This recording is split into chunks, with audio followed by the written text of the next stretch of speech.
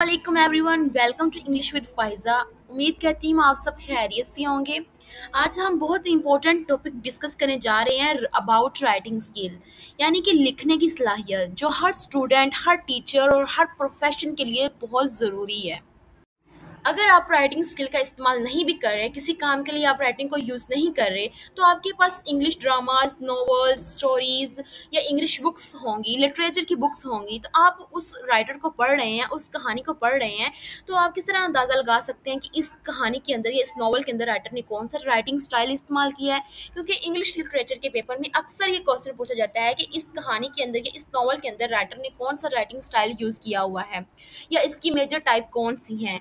अगर आप इस राइटिंग स्किल को सीखेंगे, इसको याद करेंगे, देन आप इस चीज़ को आइडेंटिफाई कर सकते हैं कि इसके अंदर राइटर ने कौन सा राइटिंग स्टाइल यूज़ किया हुआ है। सबसे पहले मैं आपको एक्सप्लेन करूँगी व्हाट इज़ राइटिंग स्किल, उसकी एग्जांपल्स से समझाऊंगी और देन मैं उसकी मेजर जो टाइप्स हैं उसको बताऊंगी, किन चीज़ों में यूजुअली कौन सा राइटिंग स्टाइल इस्तेमाल किया जाता है। What are writing skill? Writing skill क्या है? राइटिंग बेसिकली इंग्लिश के अंदर 4 स्किल्स होती हैं: reading, listening, speaking and writing. Writing जो है इसकी फोर्थ और मेजर स्किल है जो हर करियर के लिए, जॉब, एजुकेशन, कोई आर्टिकल लिखने के लिए, कोई मैसेज लिखने के लिए, ईमेल करने के लिए, हर लिहाज से ये बहुत ज़रूरी है। राइटिंग का मतलब होता है लिखना। आप अपने आइडियाज़ को, अपनी थॉट्स को और अपनी इंफॉर्मेशन को लिखने के ज़रिए क्लियर और ऑर्गेनाइज्ड और इफेक्टिव तरीके से एक्सप्रेस कर सकते हैं। सिर्फ सही ग्रामर और स्पेलिंग इसमें शामिल नहीं है, बल्कि सेंटेंस की स्ट्रक्चर, वोकैब और क्लैरिटी भी राइटिंग स्किल का हिस्सा है। राइटिंग स्किल की एग्जांपल ये हैं, आप स्टोरी लिख सकते हैं, ड्रामा लिख सकते हैं, मेल सेंड कर सकते हैं, आप किस चीज़ पे ऐसे लिख सकते हैं। यहाँ पे पहली एग्जांपल जो यूज़ की गई है वो ये है: writing an email to your teacher. आपने अपने टीचर को ईमेल लिखना है तो आप फॉर्मल तरीके से लिखेंगे ना, फॉर्मल और पोलाइट तरीके से आप लिखेंगे: dear ma'am, I hope you are well, I am writing to request an extension for my assignment due to illness, thank you for understanding. तो ये लिखा है आपने एक सिंपल और पोलाइट तरीके से, एक मेल सेंड किया है टीचर को रिस्पेक्टफुल तरीके के साथ। इस तरीके की राइटिंग को फॉर्मल राइटिंग का तरीका कहते हैं। ये ऑफिस, स्कूल्स, प्रोफेशनल सेटिंग में यूज़ होती है। चलिए एक और एग्जांपल देख लेते हैं: right an essay on population. Writing skill के अंदर आप किसी भी टॉपिक पर ऐसे लिख सकते हैं, उस चीज़ को बयान करने के लिए, उसके अंदर जो इशू है उसको ज़्यादा एक्सप्लेन करने के लिए ऐसे फॉर्म में आप लिख सकते हैं।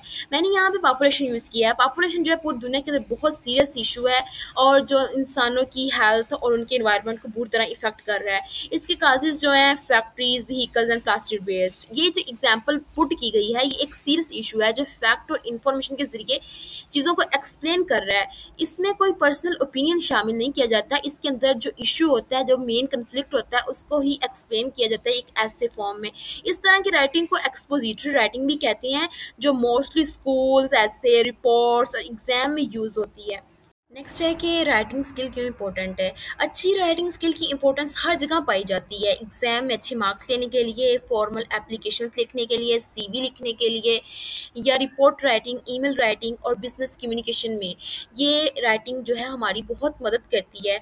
और फ्रीलांसिंग, ब्लॉगिंग और कंटेंट राइटिंग जैसे ऑनलाइन करियर ऑप्शंस के लिए भी राइटिंग स्किल बहुत अहमियत रखती है। अच्छी राइटिंग जो है आपको स्मार्ट और क्लियर और प्रोफेशनल बनाती है। ये ईमेल लिखने के लिए भी यूज़ होती है, मैसेज लिखने के लिए, लेटर लिखने के लिए, हर करियर के लिए राइटिंग स्किल जो है वो हमारी मदद करती है और हर जगह पे अपनी इंपॉर्टेंस रखती है। Next, types of writing. 4 major types of writing हैं, जिसमें हमारे पास आते हैं narrative writing, descriptive writing, expository writing और पर्सुएटिव राइटिंग। इन राइटिंग्स के मुख्तलिफ नाम्स भी हैं। नरेटिव राइटिंग को नरेशन भी बोलते हैं, स्टोरी टेलिंग भी बोलते हैं। पर्सुएटिव राइटिंग को परसुएशन भी बोला जाता है और आर्ग्यूमेंटेटिव भी कहते हैं इसको। डिस्क्रिप्टिव राइटिंग जो है वो डिस्क्रिप्शन बताने के लिए यूज़ होती है, इसको डिस्क्रिप्शन राइटिंग भी कहा जाता है। एक्सपोजिशन जो है, एक्सपोजिटरी भी बोला जाता है, इसको एक्सपोजिशन भी बोला जाता है और एक्सप्लेनेशन देने के लिए ये राइटिंग यूज़ होती है। इसकी जो फर्स्ट टाइप है वो नरेटिव राइटिंग है, जिसको नरेशन बोला जाता है। बेसिकली ऐसी राइटिंग होती है जो स्टोरी के अंदर इस्तेमाल की जाती है ताकि कोई स्टोरी के अंदर इवेंट या सीरीज इवेंट हो उनका बताया जा सके। इसके अंदर कैरेक्टर्स, सेटिंग्स और इवेंट्स शामिल होते हैं। ये ऐसी राइटिंग को कहते हैं जो कहानी बयान करती हो। इसमें टेंस किसी भी किस्म का इस्तेमाल किया जा सकता है। राइटर्स अपनी मर्जी का टेंस इस्तेमाल करते हैं, प्रेजेंट करें, पास्ट करें। मोस्टली जो राइटर स्टोरी लिख रहे होते हैं वो पास्ट में लिख रहे होते हैं, क्यों ना कि वाकया जो हो चुका होता है राइटर उसको लिख रहा होता है। मोस्टली स्टोरीज पास्ट टेंस में ही लिखी जाती हैं। जब पास्ट टेंस यूज़ होता है तो उसके अंदर कैरेक्टर्स भी यूज़ होंगे, उनका कन्फ्लिक्ट भी दिखाया जाएगा और ऐसी राइटिंग को नरेटिव राइटिंग बोला जाता है। नरेटिव राइटिंग की एग्जांपल्स में नॉवेल्स आ जाते हैं, शॉर्ट स्टोरीज आ जाती हैं और पर्सनल एक्सपीरियंस की स्टोरीज आ जाती हैं और फेरी टेल्स स्टोरीज आ जाती हैं। डिस्क्रिप्टिव राइटिंग, इसके अंदर किसी भी चीज़ को बयान किया गया होता है। नरेशन और डिस्क्रिप्टिव राइटिंग दोनों के अंदर बयान किया गया होता है, क्योंकि नरेशन के अंदर स्टोरी बयान की गई होती है, कोई चीज़ बयान की गई होती है। लेकिन नरेशन के अंदर जो है उसका स्टार्ट होता है, मिडल होता है और एंड होता है। स्टोरी जो भी लिखी जा रही है वो स्टार्ट होती है, फिर उसका मिडल होता है, फिर उसका एंड होता है। लेकिन डिस्क्रिप्शन के अंदर ऐसा कोई सीन नहीं होता। किसी भी चीज़ को जब बयान किया जा रहा होता है, ना तो उसका स्टार्ट होता है, ना मिडल होता है, ना एंड होता है। किसी भी एक चीज़ को पकड़ कर उसको पूरा बयान कर देना, उस चीज़ को खोल कर बयान करना, इसका मतलब होता है कि ताकि जो पढ़ने वाला है इसके मकसद को समझ जाए कि इसमें क्या मकसद बयान किया गया है। नेक्स्ट है परसुएशन, यानी कि परसुएटिव राइटिंग। इसकी पहचान ये है कि जब राइटर कोई चीज़ लिख रहा होता है तो इस तरह लिखता है कि वो उसके फ़ायदे बयान कर रहा होगा या तो उसके नुकसान बयान कर रहा होगा। उसके बाद वो ये बताएगा कि ये चीज़ अच्छी है या बुरी है। इसमें राइटर जो है किसी चीज़ को कायल कर रहा है। परसुएशन का मतलब होता है किसी को कायल करना। राइटर जो चीज़ लिख रहा होगा उसके अंदर लोगों को कायल कर रहा होगा कि ये चीज़ अच्छी है या बुरी है, उसके एडवांटेज और डिसएडवांटेज बताकर लोगों को कायल कर रहा होगा। इसके अंदर अपना ओपिनियन भी दिया जा सकता है, सपोर्ट देने के लिए, किस चीज़ को समझाने के लिए, लोगों को एग्री करने के लिए अपना ओपिनियन शामिल कर सकते हैं इसके अंदर। इसकी 4 टाइप जो है एक्सपोज़िशन, एक्सपोजिटरी। इसका लफ्ज़ ही, इसका वर्ड ही बता रहा है कि एक्सपोज़ करना, खुलकर बयान करना हर चीज़ को। जब भी आप किसी चीज़ को बयान करेंगे, एक्सप्लेन करेंगे, खुलकर करेंगे। फॉर एग्ज़ाम्पल आपको एग्ज़ाम में क्वेश्चन आया हुआ है अरिस्टोटल कौन है और एक्सप्लेन करें। तो आप जब जितना भी जवाब लिखेंगे वो एक्सपोज़िशन के अंदर आएगा। आप उसके अंदर उसकी डेट ऑफ बर्थ बताएँगे, उसकी डेथ डेट बताएँगे, उसका बताएँगे कि वो किधर रहता है, उसकी बायोग्राफी बताएँगे, उसकी एजुकेशन के बारे में बताएँगे। जितना भी फैक्ट उसके अंदर आप शामिल करेंगे इस सवाल के अंदर, वो एक्सपोज़िशन के अंदर आएगा और एक ही टॉपिक, स्पेसिफिक टॉपिक के गिर्द ये घूमता रहता है।